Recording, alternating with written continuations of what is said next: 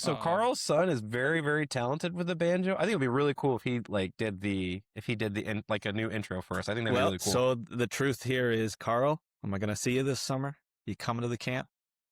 Oh, you're doing that again? You didn't get shut Well, down? the cops got involved. Sorry. Or the Not Mounties. yet.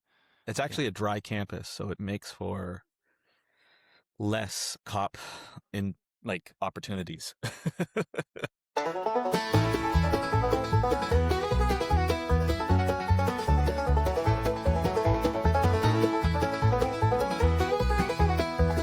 Hey, Shopify app developers, this one's for you. When's the last time you took a real break? You know, the kind where you're not constantly checking your support tickets on your phone every few minutes? Well, there's a team that's making that possible. The Support Heroes.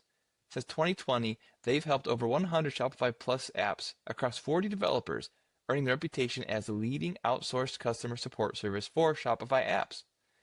Their team works 24/7, 365 days a year to deliver real empathy and real expertise. And they do this so developers can focus on building, growing, or honestly just getting some well-deserved rest. If you feel already stretched thin or tied up in support queries, this is the perfect moment to plan ahead.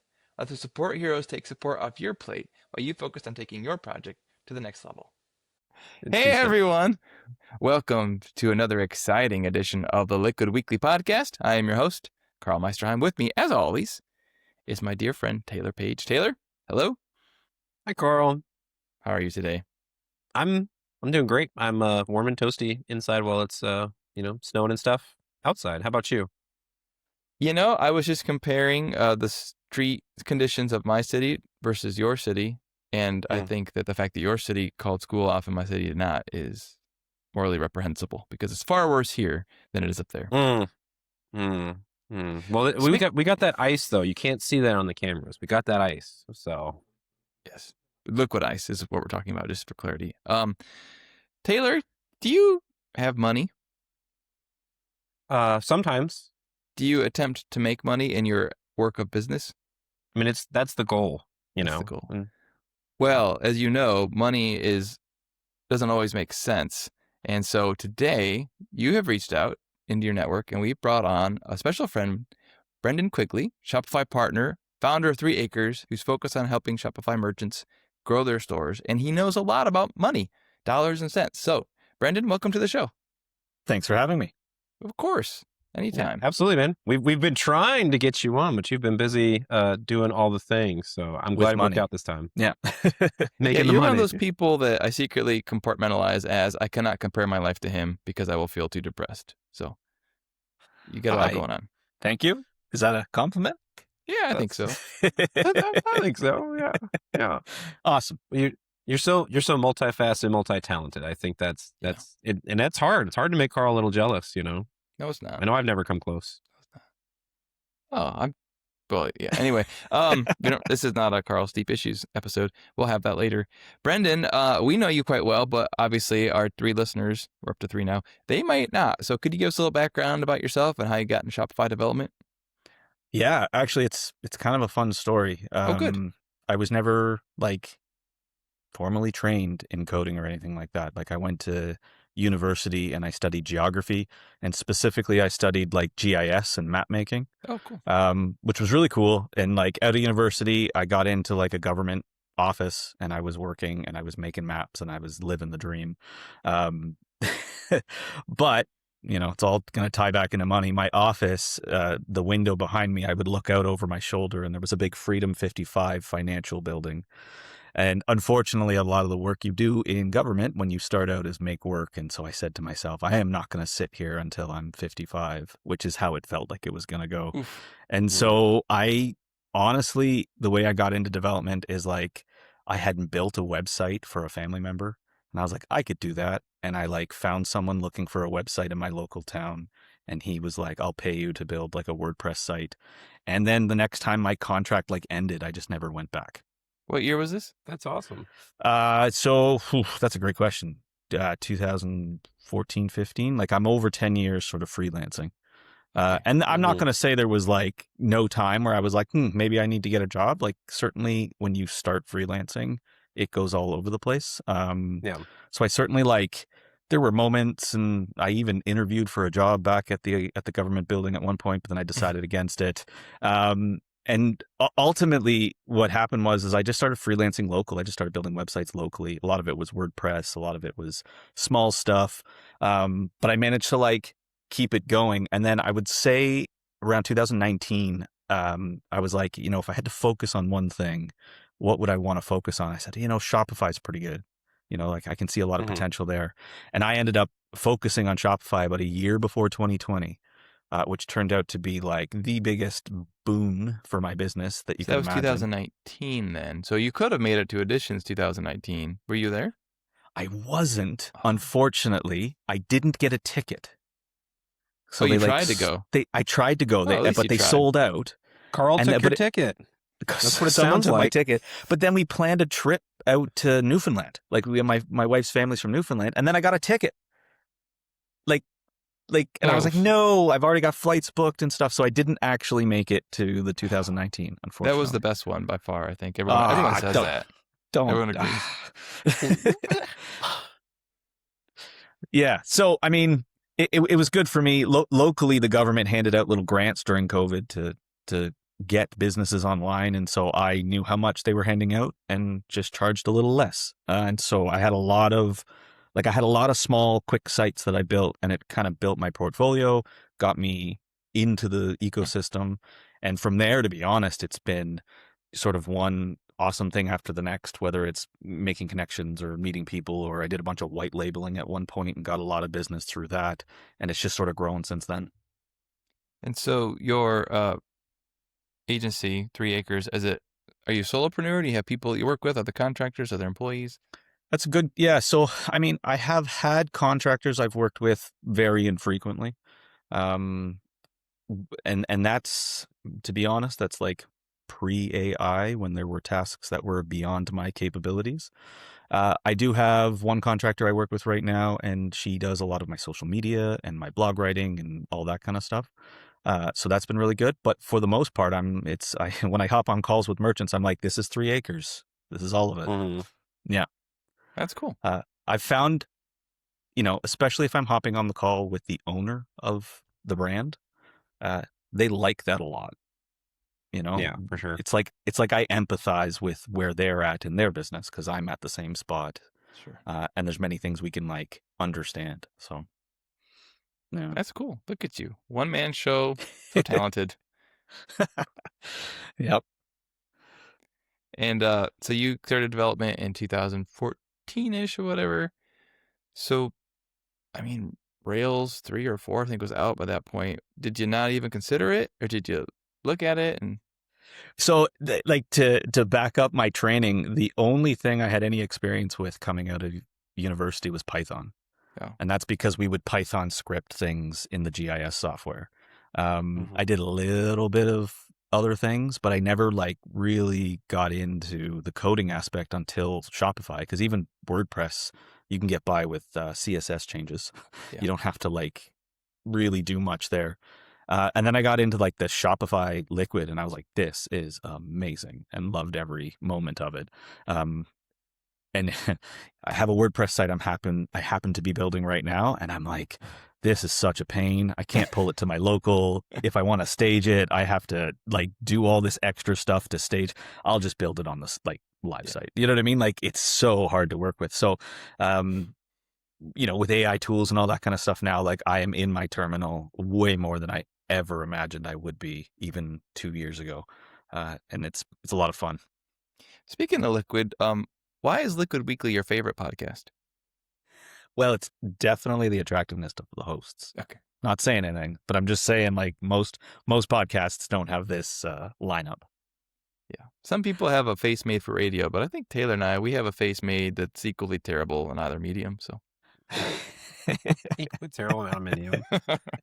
Anyway, well, so this explains a lot as far as I didn't know anything about the mapping background. That's really interesting from an educational standpoint, because you pushed for the globe for SDA for a while. Yep. This is all making sense to me. There this you go. Is why exactly. You're all about the map, globe and a stone, and positioning and stuff. So I now have this context for this, and so I think it's really cool. I think also you kind of skipped over this whole part.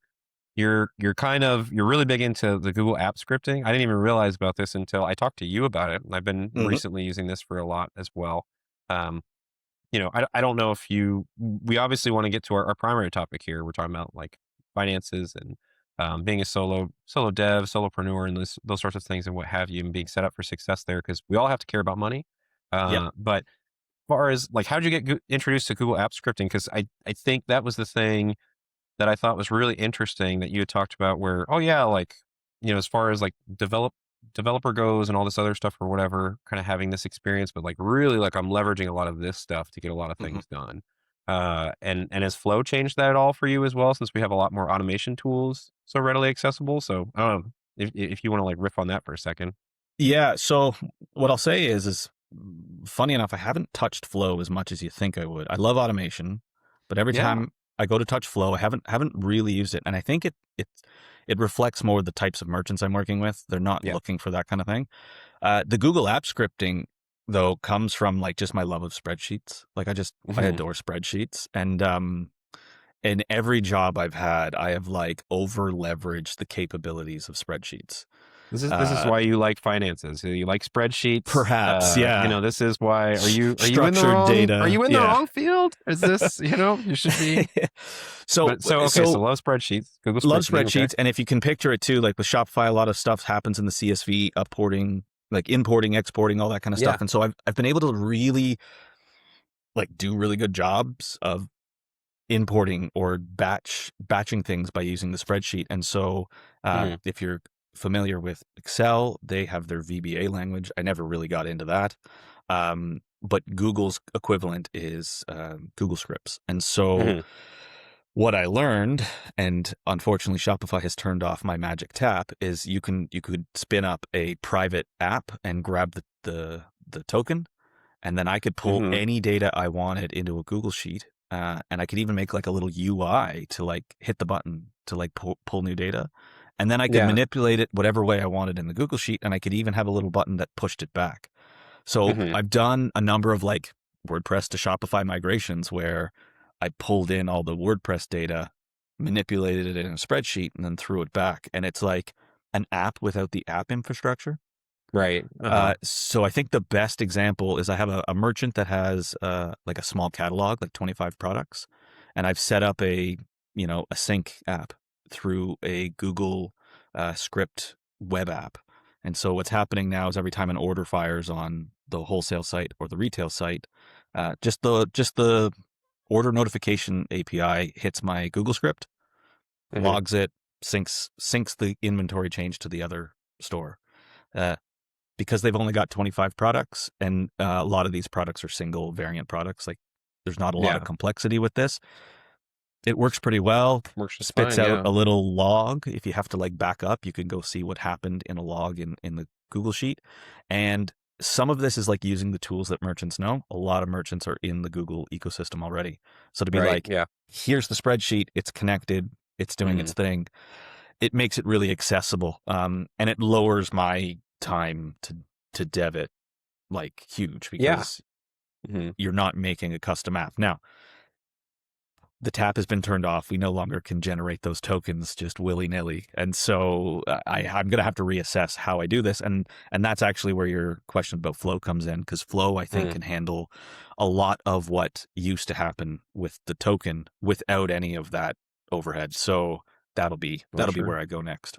Yeah. There's a lot. You should definitely say we can jam on that a little bit afterwards. Yeah. If you need some, I love Flow and I'm in it quite a bit. So if you need some in there, we've got a couple of other folks that do that. So I did learn. So this is interesting. If you're using that for migrations, though, with that, we actually can still spin up a custom legacy. I think they call it custom legacy app now, is what they do if it's in a dev store.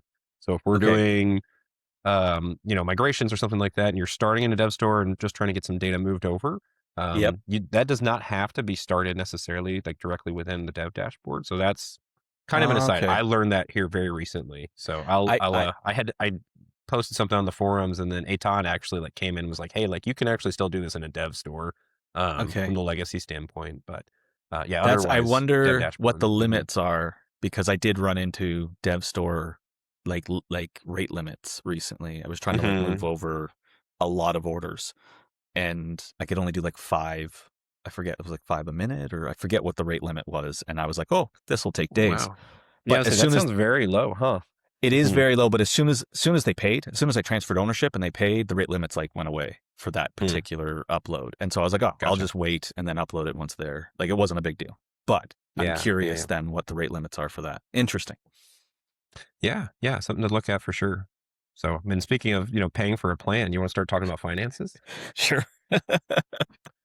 The Huh? so we had this kind of like bigger topic. We were talking about a whole bunch of things because you do a little bit of everything. I feel like when it comes to these things, and so but one of the topics that constantly comes up with you is finances. So you've got these great strong opinions.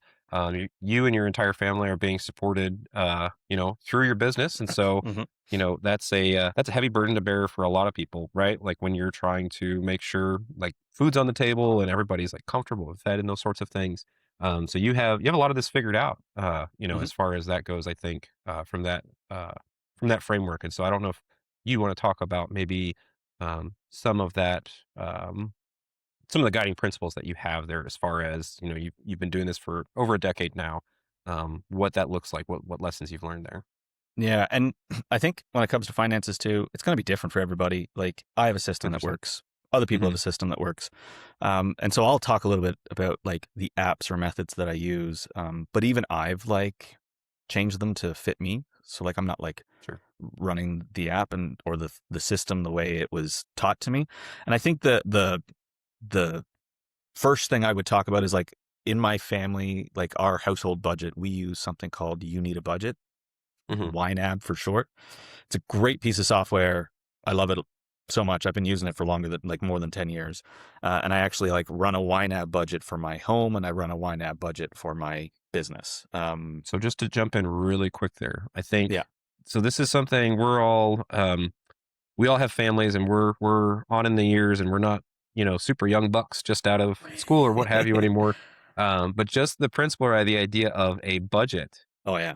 can you like high level, like give a lot of people like know, but don't really know what a budget is? Yeah. So you want to talk about So that, as far as, you'd mentioned you have this set up for both personal and for your business. There's this concept or idea of a budget. yeah. Like what does that mean when we're Yeah. talking about a So I budget? think traditionally people think budgets are like, you take all your expenses and write them down, and then you take your income, how much you're going to bring in that month, and then you see how much is left over, and that's how much you have for like non-bill things like fun money, or that's your discretionary funds. Um, I would call that more like planning. There's my Hmm. expenses, there's my potential income. Another idea that people typically have of budgets is they kind of like look back to see where they spent their money. That's just more recording what you did. The real, like if you're really gonna budget, and I think no matter how much money you make, you should budget at all stages of your life. Really, you're looking at the money you have, and then you're giving that money jobs. Hmm. And so in the YNAB framework, they say give every dollar a job. Hmm. So this is the money I have. Give every dollar a job. One thing that you need to like try to stop yourself from doing is like giving jobs to money you don't have yet, even though you know it's coming in. Um, Hmm. and so what that means is you're constantly prioritizing the money you have, and you're constantly giving it like the best job you can. And this now becomes, instead of like looking back or instead of just making a plan, this now becomes like something that changes throughout the month and helps you actually plan what you're going to do. Um, and so YNAB would be, I think it's called like a zero-based budget. Like Hmm. here's all my Yeah. money. I give it to the different jobs. It's the same as if you were doing envelopes, but it's digital. Hmm. And what this helps you do is, instead of like looking at your bank balance to make a decision, you look at like the line item.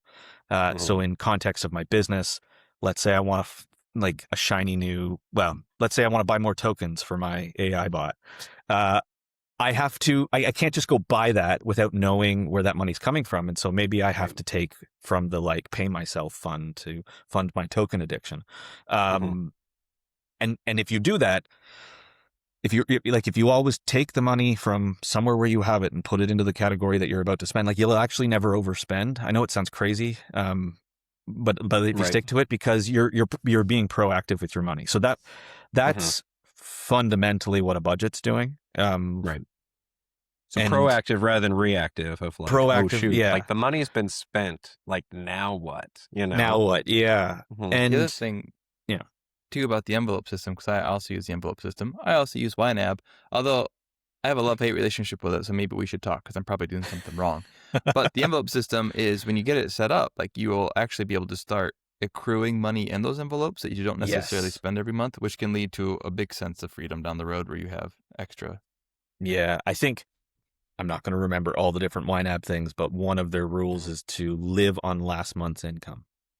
Yeah. So this idea of being a month ahead. So you know Mhm. all the money you're going to that you have available to you this month to spend, and then you spend it, and that there's a considerable amount of freedom there when you're living on last month's income, because you know, oh, it's a quote tight month. It's not really, but you know how much money you have. And you can Right. almost gamify it too, right? Like if you have an eating out budget and you're like, oh, this month I'm going to try real hard to get like $25 under. And the next month you get $25 under again. And suddenly you've got a month where you can take an extra nice meal out because you've. Exactly. Yeah. Yeah. So I would say that's like the foundational thing. Like if you don't have a budget personally, Mhm. you should probably get a budget personally. And then I would say you Yes. need a budget for your business. And what I will add to the budget for my business, like YNAB is a personal budgeting software. Like it does not handle taxes. It doesn't care about taxes because that's money you spend. Well, neither do you. So, So just shh.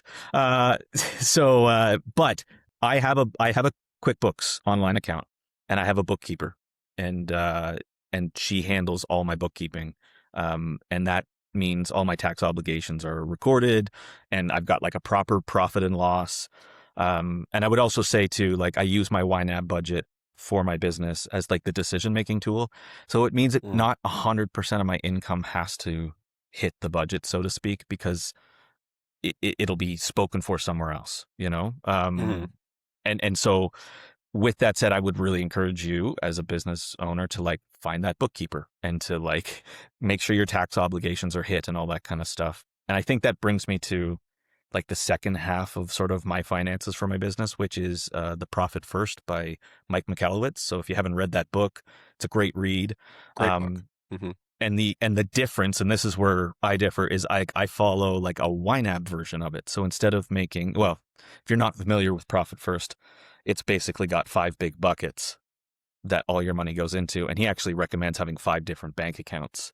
And whenever you make money, to send money to each of the buckets based on a percentage. Mhm. So I thought that was like a lot of overhead. So I just have 5 different envelopes in my YNAB and I send the money. But the problem there is there's a temptation to steal from a bucket you shouldn't.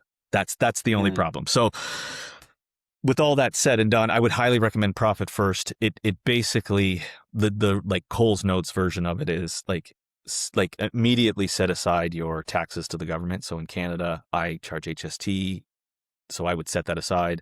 Then immediately set aside your income tax. So whatever you're going to have to pay on that money to the government when you do your income tax at the end of the year. And then really the 3 other buckets are profit, uh, like owner's pay, and then operations. And depending on your business, the percentages are going to be different. Mhm. But the coolest part of the system is the profit category, and it's the smallest percentage. It might be 1% or 2% of all the money you bring in. And just like Karl was saying with the envelope system, it's like the money builds up, and then what you're supposed to do with it, and this is super cool when it happens to you the first time, is like at the end of the quarter, you take half the money out of the profit category and spend that money on you. And if that means like you have enough for a turkey sandwich, you get that turkey sandwich and you enjoy It's the it. best taken turkey sandwich ever. Exactly. Mm. And the philosophy behind it, right, is that too often we set up businesses and we just become employees to our business. The business Yeah. pays us a wage and we put in the work. The profit category, though, is when your business starts working for you. And so I think I started my Profit First like halfway through the month, right before the quarter. Like I forget when I started it, but I remember I had $100 in that first quarter's profit. And I was like, what am I going to do? And I bought myself like a video game controller. And it's Mhm. the nicest video game controller I have ever, you know what I mean? But it's not something I would have bought normally, right? It's not something I would Mhm. have gone out and I like for as much as I play video games, who cares? You know what I mean? Like, but now I have it, and it's a nice little thing. And then as the profit first went up, like I've bought myself a 3D printer. We bought like a super fancy vacuum for the house, which we never would have purchased unless we did it. And as you make more money, and every quarter you're only taking half, so some money's getting left there. Like that number starts to eke up. And if you read Profit First, he talks about two founders of a business where like at one point they were renovating their kitchens with their Profit First money. Like that's how much money had built up in that category. And I think, you know what I mean? The hard work is the budgeting and the discipline. But when you have the system in place and this starts to pay off and you start to see your business working for you, it's incredibly motivating. Like you wake up happy to work in your business. It's like a good client relationship versus a bad client relationship. Yeah. Yeah. And I think for me, at least, I stumbled into Profit First. I think originally I had first heard it, Kelly Vaughn and the Shopify system had like recommended it a long time ago. And my, growing up and everything, my only move with finances was to save. Like I was I never ran our personal budget at home. Didn't matter how much money we made. I always thought we didn't have any money. And so I'm constantly saving. Like we would be having, like water and ramen all the time for all the meals and everything, just because I'm like, we don't have any money. We can't spend. So my wife has always been much better about this. But when, you go into business for yourself, you have to learn about money. It becomes imperative, right? Yeah. And so this was very helpful for me to give me like a framework. I don't follow Profit First exactly.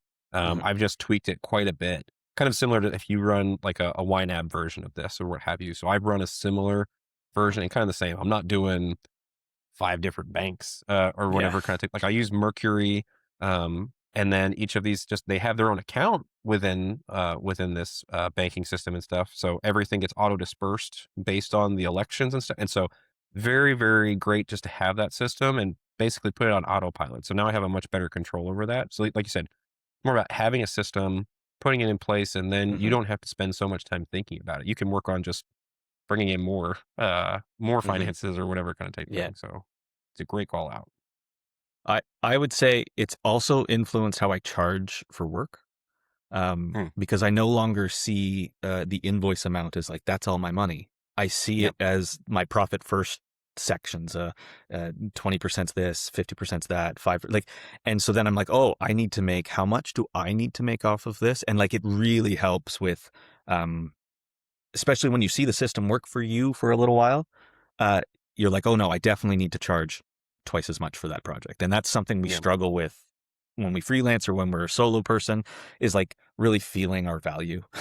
And we often feel like, well, it's not like selling a widget that has a cost to make, but when you run Profit First, you're like, oh no, actually there is a cost. There it is. It's 25% of my invoice. Yeah. Yeah. That's cool. Although I have to be honest, you talk about the cool things you bought yourself with the Profit First money. It's like, oh, video game controller, okay. 3D printer, okay. Vacuum, I mean, that really sucks. How'd you get your Brendan? Yeah, there you go. You did. And now I'm like struggling on the spot looking for a vacuum pun. He was looking for, Yeah. So this is just this phase of life. These are the things that we get to spend our money on that we're. So I was super excited.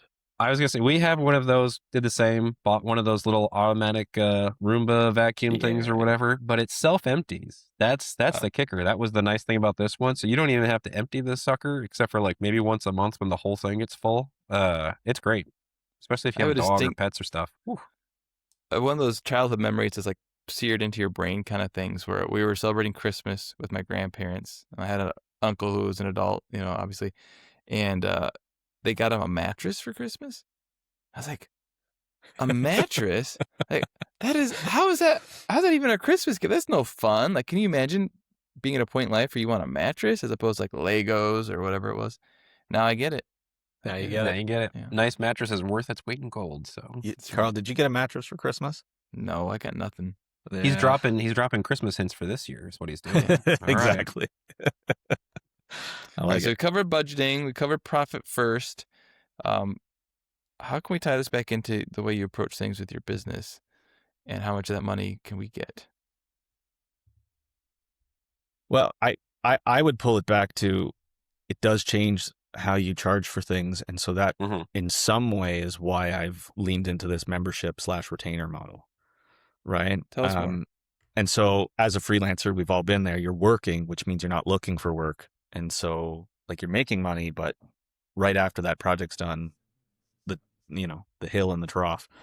And so what I've settled on, it's working pretty well so far, is I have a membership for merchants where they can sign up for a different sort of tier. Uh, and it's just like a retainer model, except I don't track hours, which is always the sticking point for other developers. Well, how do you know how much you're doing? Uh, but it does tie back to the money in the sense that I'm getting a little bit from a bunch of people for providing them ongoing support. And so my sort of hill and trough isn't as big. I've got a baseline income coming in, which lets me pick and choose the projects that I work on. And then I also have learned just to lengthen those projects out, like just to make them a little bit longer than you normally would. And that's been really nice. So like the stress that can come with needing to find work, needing to do it and deliver it to then find more work is a little more laid back. And I've found that I can do better work when you're not So, Yeah, as you do pressured. better work, and you're Yeah. also picking better jobs, right? I think that's Yeah. that's the tough thing when you're first starting out, especially you don't have cash flow in the way that you would hope, and then so most people are just sending 100% of their budget, like that's what I made. And they're not putting money back for taxes, they're not putting any money back Hmm. for the future or anything like this. And so that's always been the kicker for me, is like, tying it back to you're paying yourself like it's a job. So if your whole business is only making X amount of money, you should only be playing with a certain percentage. So it doesn't really matter if you have a great month or a low month. If you stay Yeah. consistent with the budget aspect of things, it becomes more of a predictable model, which it sounds like changing your business model helped you do that too. It made the income more predictable, which meant your Hmm. budget was also more solid. Yeah. And I'm more resistant to losing a single merchant, Right. because Hmm. there's so many. I had a large merchant like finish off their membership, so we stopped doing the membership at the end of last year, and I was like, oh, okay, great. I managed to pick up a couple others on smaller memberships, and I picked up a project, and it didn't feel like the big loss that having I sometimes call them like the whale merchants. It didn't feel like that big loss. Well, you weren't scrambling and having to say yes to jobs that you were like, I really don't Exactly. want to say yes to this, but I lost this big job, so now I have to Yeah. like make up for it. It was, yeah, it's fine. Like it's predictable. You have a runway where you can say relatively easily, like, okay, based on my budget, like I know I'm good for this long, so I'm not in a hurry to make something Correct. happen. Yeah. Mhm. So when you broach this idea with potential customers, like how do you describe the value and how do they assess whether they're getting their money's worth in terms of the membership, the ongoing work, and not having Yeah. those? So the idea behind the ongoing work is that both the merchant and I burn a lot of brain power in the I would like to add this feature, can it be done? And then I scope the feature, and then they decide if my price is worth it, and away we go. Sure. And I have found that even if you do a really good job of the discovery call and the follow up and the scope and all of that, that you might get halfway through that project and it's not you. The merchant goes, you know what, actually, I want to do it differently. And so whether it's scope creep or not, are they really getting their money's worth if they've already paid you to do half and now they're going to stop and we're going to pivot a different direction? And so Mhm. what I have found with the membership is the idea is that we're going to have the goal is we're going to have a longer term relationship. It's not going to be based on like how much I'm working for you. It's going to be based on like just the relationship and the fact that we're working together. So think of it, you could call it a fractional something if you wanted. I don't love that word. But it does mean that if we get halfway through something and you're like, no, I don't want that anymore, we can just move on to the next thing. And you don't have Mhm. the same feeling of I've just wasted money. And then we could come back and revisit it again later. So, I mean, I had a merchant where I was working on this nice big feature and I was like, look, this is taking me longer than normal. Is there anything else we want to cover? And she was like, yeah, let's do these three things. And so we just pivoted. I put a pin in that and moved on. I didn't have to quote the new work. I didn't have to worry about the old work. They're not calculating hours. I'm not giving them like an hour sheet where they're like, oh, did he really take 2 hours to do this? Like, if they see the result of the tasks, then they're going to see the value. The Yeah, other it thing switches is everything to being focused on the delivery more than the invoice, right? yeah, and they can ask you any question they want at any time and not worry if you're going to charge them or not charge them. And whether it's hourly or not hourly or however you run your membership, I think relationships are really important. I think having that connection is really important, and having that freedom is really important, because if you've ever tried to hire a service worker to come do something at your house or your car or something, the number one question is, well, how much is it going to cost? And when they're like, well, we don't know until we get in, and this, that, and the other, you're sort of left wondering, is this the right decision? Do they really know what they're talking about? All that kind of stuff. And I find with the membership that it's all about communication. Like, it's all about, like, if they ask for something, you're like, oh, actually, that's a really long task. That's going to take me 2 weeks, right? Or you think that's a big deal, I can do it for you this afternoon.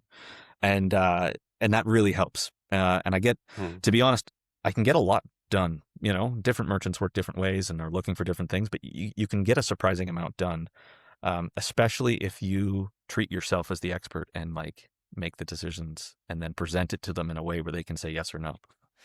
Yeah. Now, you alluded to earlier that you might have different size memberships. Yeah. So tell me more about how you quantify that when you're so subjective. Yeah. So at first, what's funny is this has gone through iterations. At first, I was like, well, I'm going to do one task at a time for every merchant, which is still kind of the truth. I can only work really on one thing at a time. And then on the higher tiers, you're going to get more tasks. But then I realized really there's kind of like levels of the type of work that we do. And I feel like I settled on like the most obvious. So like my first tier, there's like no custom coding. You know, I'm working with Shopify tools in the Shopify backend. I'm working with apps. There's no custom coding. Flow could arguably be a gray area in there. And so that would need to be defined. It So is a gray area, yeah. automations or, yeah. However, my like tier 2 or the second level, there's customizations. I'll write custom sections, you know what I mean? Like sort of whatever's in my toolbox. And then the third tier would be your migrations, redesigns, site builds, because usually it takes a couple months at the third tier to equate like a brand new site. Or a migration. And that's where the communication comes in. You know, we're looking to redesign the site. Yeah, that'd be X number of months on this one, because the project's going to take, not because of me, but because of how projects take. The project's going to take a couple months anyways. So I like to lengthen them out anyways, even if we can sort of deliver early. And then it gives the merchant a really clear, like, oh, 3 months there. And then the goal is you do such a good job that they're like, we're going to keep you on, you know, in one of your other tiers going forward, even if it's just, we want you on as emergency. Yeah. Yeah. And that's always a good call for people who are building. That's always the thing, is people are like, I want this built in 30 days. And I swear to you, every single time I've taken on a let's build it this month job, I am always waiting on the merchant. Like it's never not happened. Like where it's just like, all right, like I'm sitting here waiting for assets, copy, information, the back and forth of because they're already dealing with like a million other things. And so now and I've passed on so many jobs now where they say, I want 30 days. I was like, I can promise you it won't be done in 30 days.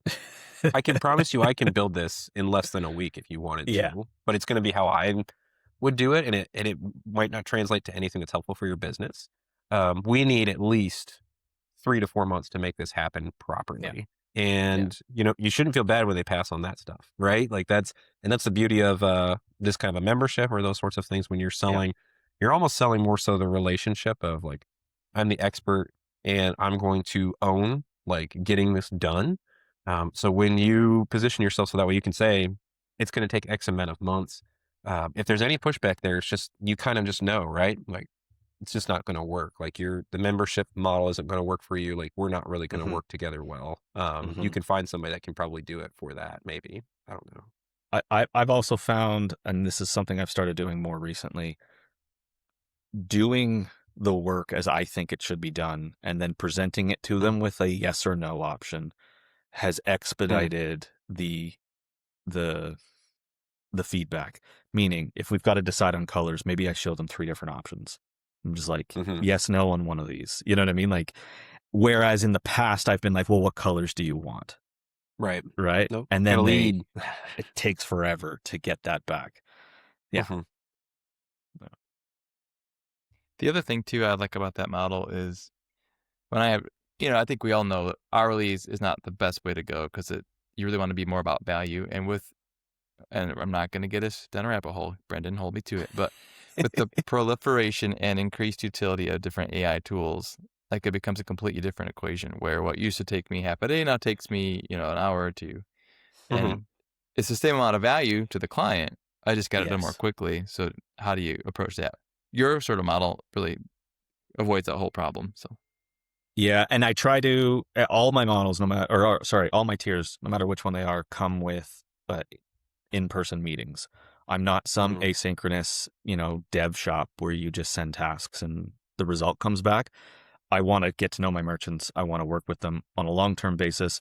And some of my best work has happened 10, 12 plus months into a relationship where now I know your business well enough that I can drastically move the needle on something that you never Mhm. even considered. Yeah. And that's a good. I don't know. I've always pushed back against meetings when I can, just because like it's a lot of times it's a waste of time to some degree of like we're doing this back and forth of like let's just get the Hmm. deliverables, let's just crank out the work.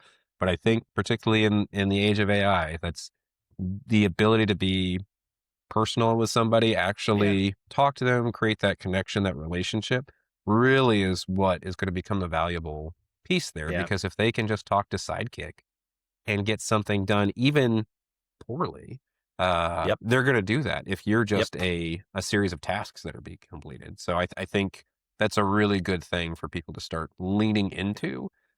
Would be that I've revisited how I approach when someone says, "Can we do a meeting?" I don't Yeah. even say, "Well, I don't think we need it anymore." I just say yes. Like, yeah, Yeah. let's hop on a call. And I think we should be selling our expertise as a consultant more than we are. Um, I think a lot of us are used to trading code for cash, uh, and Yeah. and that's because we wrote really good code, and so it had value. Now, yeah, now though, I'm not sure if code quality has the same allure for the merchant anymore because Sidekick can do it, other things can do it. It's not great code, but they only see the value. And it's only going to Hmm. get better code. Like it's only going to get to the point where like the AI writes better code. And so I think Sure. we do need to sell our relationship and our input. And to your point about Sidekick, I had a merchant recently ask me about something, and I said, no, we'd have to use an app for this or something else. And then they asked Sidekick, and they were like, well, what about this Shopify's built-in feature, right? And I was like, Mm. that kind of works. And it's like the context that they didn't have, and Yeah. and Exactly. they trusted me in that situation, and that's what they're paying for. Yep. Yeah. Well, so, Carl touched on this a little bit with, we're providing work faster and then figuring out how to pricing those sorts of things and what have you. And you've stayed this whole time. You haven't found like another partner or like hired Mm. on and built out an agency. So, you know, how have you been handling scale? AI is an obvious answer here with a lot of these, right? Like as far as that goes. Maybe you want to talk about that. Like you're handling multiple tiers of these memberships that you have with merchants. You're still getting things done. Um, you know, how do you find, or what sorts of tools are you reaching to when you do need to scale up? Where it's like, hey, we got another whale client, kind of type thing coming in, and I'm already tapped as far as my capabilities go. What are you Yeah, looking at? I mean, great problems to have. What I would say off the bat is, when you think about agencies, they often measure utilization rates, like how Hmm. utilized are their employees. I am not fully utilized. Like even in my Yeah. current workload, the number of merchants that I have and the money that I'm currently making, if Hmm. I had to, you know what I mean, I could start sharp at 9 o'clock and Yeah. work every day of the week and not, take my kids to skating or, you know what I mean? Like, I'm Right. not fully utilized. So Hmm. that's my first answer when someone says, well, what if one of your merchants starts to take up more of your time than all the others? And I usually Hmm. say, well, it's my job, so I do it. Also, I'm not fully utilized, so I use some of that buffer time to do it. And then if it really is taking more time than it should, I explain to the merchant, we're eating up a lot of my time. Maybe we should move to a higher tier. And it's amazing how more dollars suddenly makes that problem go away. Yeah. Um, and so that's one way to handle all of that. The other thing I would say is charging the right amount, right? Hmm. So as a solo operator, um, yeah, there's goals I'm trying to reach in terms of my revenue. But if I'm charging enough, paying my bills, saving enough, having that fun money, being able to, feed my token addiction, uh, yes, I could scale more, and I'm not against. Hmm. I think if you can make more, away you go. But I don't necessarily have to hire on Right. or grow the team. I could maybe just charge more. I'm apparently Hmm. worth it. And so Right. one thing I haven't had to do a lot is raise prices on people. I find churn Hmm. normally gets it, so if I have a few people sign up, I might tweak my prices. And then when they naturally churn, the next person who signs on is signing on at a higher price Hmm. anyways. Yep. So I haven't had to like stick it to anybody just yet. Um, but that's something I think we should be not afraid to do. Like we shouldn't be afraid to talk about money with our merchants. Like Yeah. they're in the same boat you are. Right. Um, so I mean, it might not be the answer you're looking for. I have in the past hired people to do certain tasks and it Yeah. mixed Same. results. You know, Yeah. if there's some jobs that are outside my skill set and ability, so I'm still a freelancer, but I've still like sometimes you very much so the same as we're running a business. If you have to hire someone as a consultant or Yeah. somebody to help out, you have a family situation come up or something like this, and you need someone to make sure it gets over the line, and you're still reviewing code, you're still reviewing the implementations like that. Those sorts of things happen. I think that's true. So I do want to like step back a little bit to this idea or concept because I always think this is really interesting when people talk about like utilization rates and like you're Hmm. very aware, cognizant of like not being fully utilized. A lot of us, the good and the bad about building a business, being a solopreneur, whatever you want to call it, um, is building a business that makes sense for you, right? Like so the kind of business that you want to work in and those sorts of things. And very much so the same as far as the idea or concept goes of like, I'm aware that I'm not fully utilized with all the time that I could have available because I do the same. Like my kids when they have practice or this, that, and the other, or if we have to cut out early to go to a game or something like this or whatever kind of type thing, like those are things that, handle. I always do kid drop offs at school Hmm. because like, all this other stuff. So like this is because these are things that are important to me, like very much the same things that are Yeah. important to you. And so I'm always curious because like most people, I think when we're talking about finances, it's a lot of people who either they've been doing this for a while and they can't figure out why it's not working, or people that are just getting into this are really interested about finances and how that works. But I think one of the things that I got very wrong when I first started freelancing or like moved into this idea where I was going to do this full time was I thought I was going to be coding 40 hours a week. Yeah. Right. And I'm not even close to that. Yeah. So I don't know. I don't know if you want to like reference maybe how you plan things. Cause like I can tell you, I shoot for basically 50% billable. So 50%, Hmm. so 20 hours of my week, if I in a 40-hour work week is development, coding specifically. And then the other half of that really is on really you're running a business, so like business development, right? So Hmm. there's all sorts of things that are entailed with that. So I don't know if you also had that same realization or like if you have a goal that you shoot for when you say that. And when we're talking about utilization rates, does that mean we know temporarily we're going to scale up what we normally shoot for kind of type thing with the intention of eventually scaling back down? Um, what's realistic there? What have you found to be realistic? Yeah. So I think for my version of 50%, depending on what tier you're on, I have an expectation for like how fast I might deliver something. Mhm. Uh, if something takes longer, I tell you. And if it's shorter, I do it. Like, it's not Mhm. like I'm trying to slow work down to fit the tier. Right. Um, but that does mean that for some merchants, I'm quick to respond and get stuff done because they're on a higher tier. And for other merchants, as long as it, gets in by the end of the week, I'm still within my expectation. Right. And like you can go to my website and see my prices. My lowest tier is really cheap, So I also, when compare that to a higher tier, I'm like, I don't feel as bad if I don't get to that task immediately. So it's less like 50% of my day and more like, have I done something for every merchant that expects something in the time frame?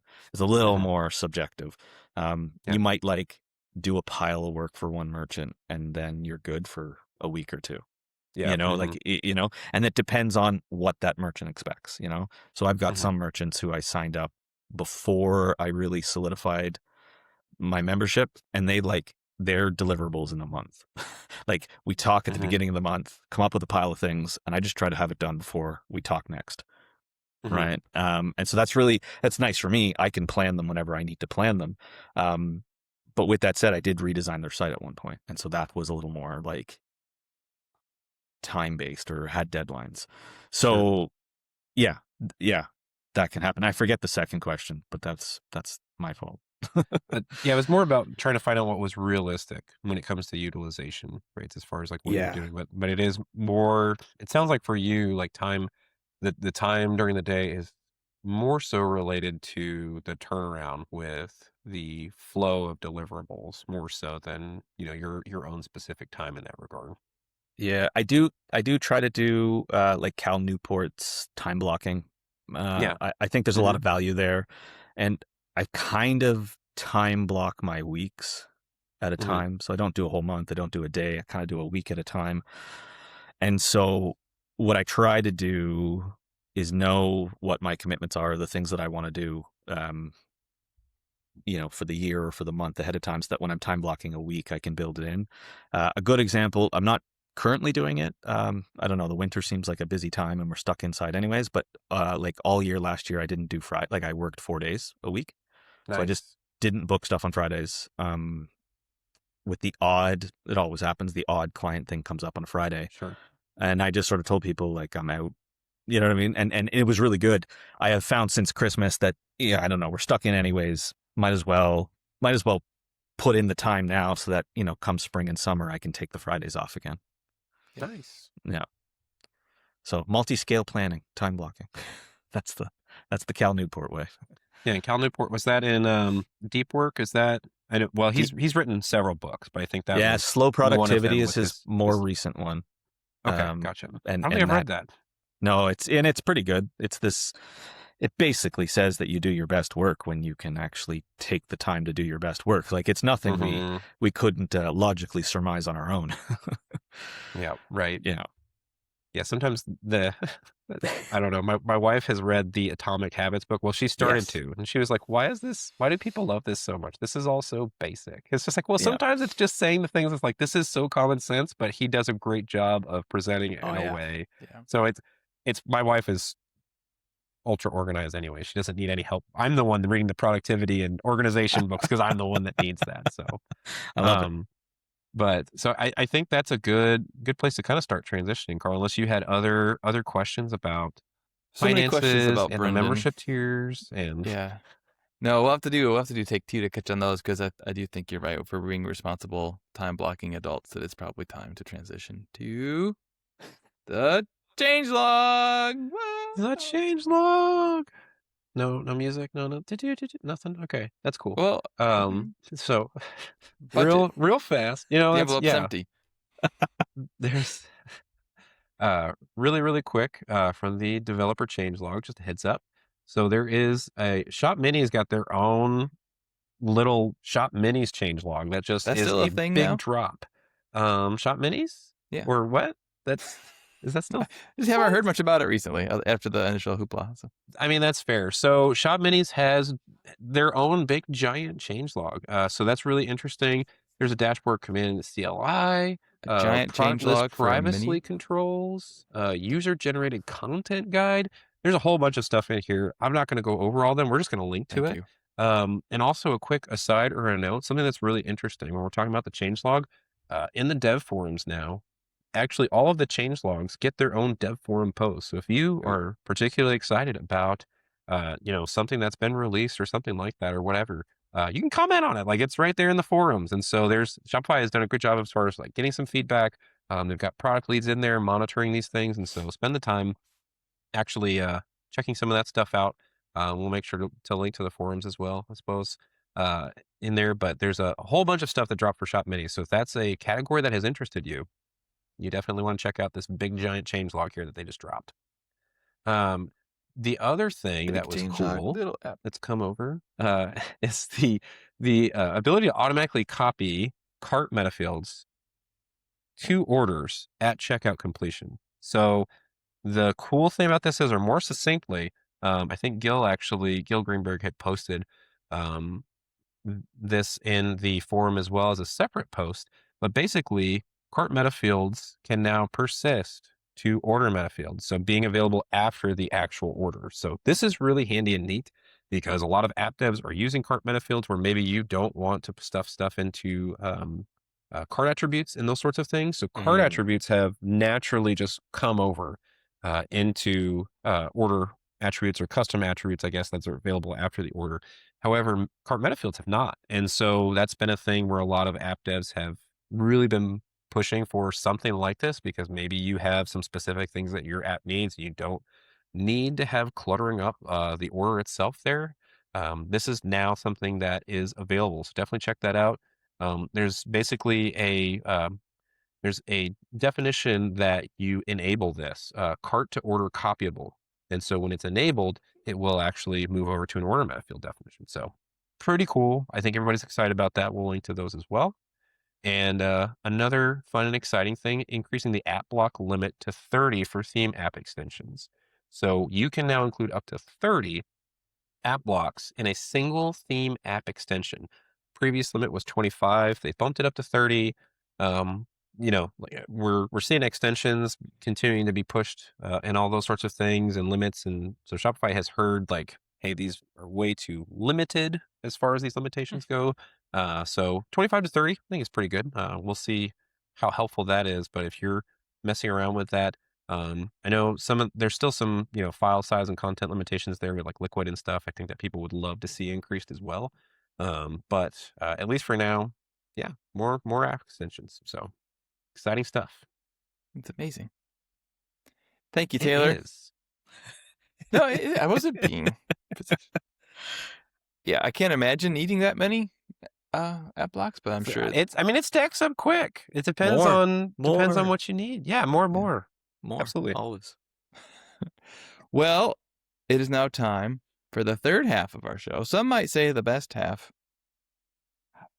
But it is time for picks of the week. Brendan, hopefully you had a heads up. I think you did. I saw you have something on there. So I'll go first because I'm the host and I can do whatever I want. My pick of the week is a very good one. I'm trying to remember what it was. Oh, yeah. Okay. So I've been doing keto for like 3.5 months now. Just fine. I'm dealt with it. I love it. Don't love it. Whatever. It's good. But the thing that I have not quite found a replacement for in my cold little heart are the salty, crunchy snacks of yore that I so dearly miss. I've got to the point where every once in a while I'll have a cup of popcorn because that's like 5 net carbs, whatever. And it's like, let's live a little. It's fine. But not anything that comes close. I've tried 0 carb tortillas. I nuke them till they're hard and I put salt on them, but that doesn't work.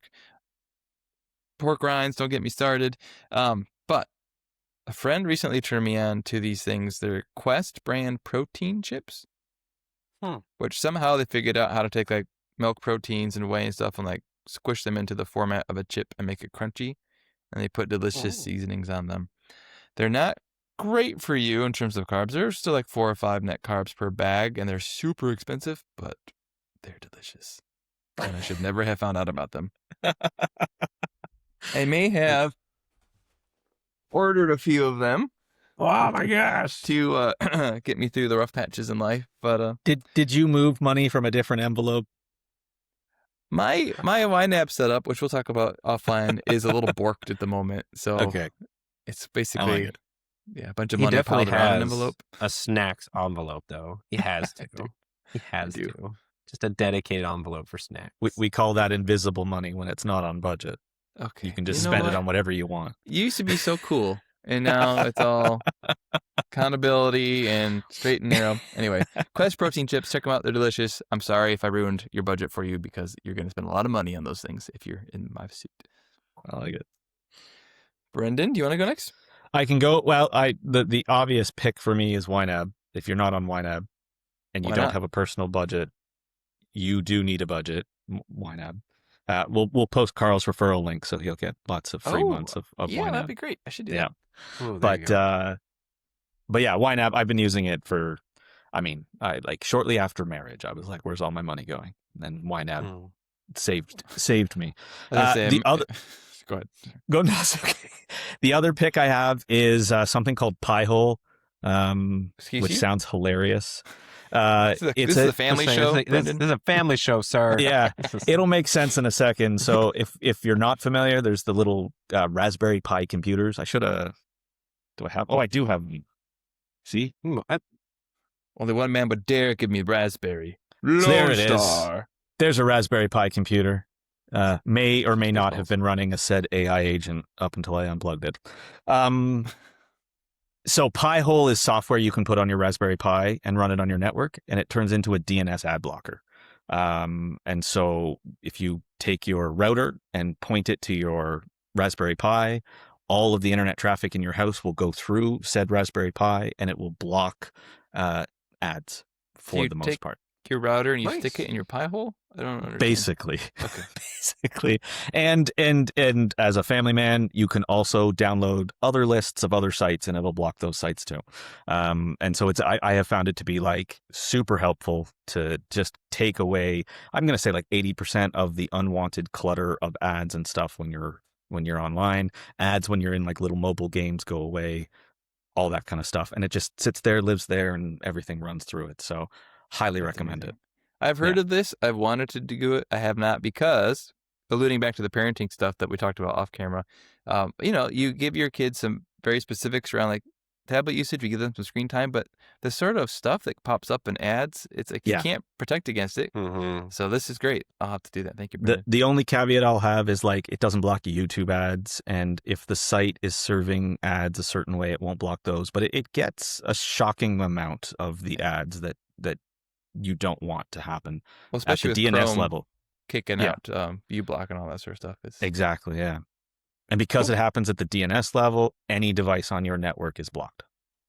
So even if a friend's phone comes over, it's also blocked. Yeah. Nice. Awesome. I mean, I've picked it as a previous one, but I say YouTube Premium and getting Do rid you? of ads on YouTube, huge. Oh, But yeah. it's You didn't not pick my pie pick. hole though. You didn't pick pie hole. I'm No. gonna pick. No, I have not. So ashamedly, I have like a Raspberry Pi that's just sat around in a box, and I still This every time this I is talk the about it, I use. feel bad because I still haven't done anything with it. This is But- the use. It's a one command and a change of the IP in your router and your setup. Do it. That's Do it now. Now, what if I love ads? What if I Said no one. Actually, the caveat is you do have to bypass it on your computer as a developer sometimes. So it's really good for all the devices because you will like Twitter links that are served from their ad server won't work. Like there's a bunch of things that won't work. So yeah, if you're a developer setting it up, you have to set up a bypass for you. I always knew it was too good to be true, Brendan. Some config required. I mean, and I have such a long list of things. The Raspberry Pi, I need my old MacBook to Omarchy or whatever. Like I'm so behind. So my pick is not going to be nearly as cool as all of y'all's. I'm going to pick what? Should we be done then? I mean, with that I mean, we could. Yeah, I'm almost. So it's a garbage disposal. I'm going to go ahead and throw it out there. Oh. The Waste King L8000. the 8,000 1 horsepower. That's man. so my garbage disposal went out this week, and we did this Where'd it whole go? thing where it's I'm not sure. It just went out. So it just died, and that's obviously terrible. So I finally actually crawl under the sink and look at this. Since we've moved into this house, I've never actually properly looked at this thing. And if you've done any research on garbage disposals ever in your life, don't hasn't? just ask AI. Like that's just wasted time in your life. You don't have to do this anymore. And so it's like this little tiny 1/3 horsepower, basically the smallest possible garbage disposal you could have. And we cook at home a lot. We've had some issues with this before, and I just it was never problematic enough to mess around with it. Well, anyways, since it finally gave it the ghost, years ago, I purchased this same unit, and I purchased it again. It's this giant garbage disposal. It supposedly they're part of their marketing thing is you could fit a whole chicken down there and it'll take care of it. So I've not tried it, so don't New do that. quest.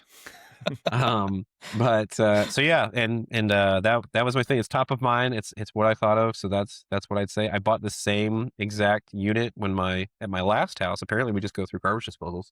Back in 2015. So I bought just the same one over again. It worked great, and I expect this next one to work great.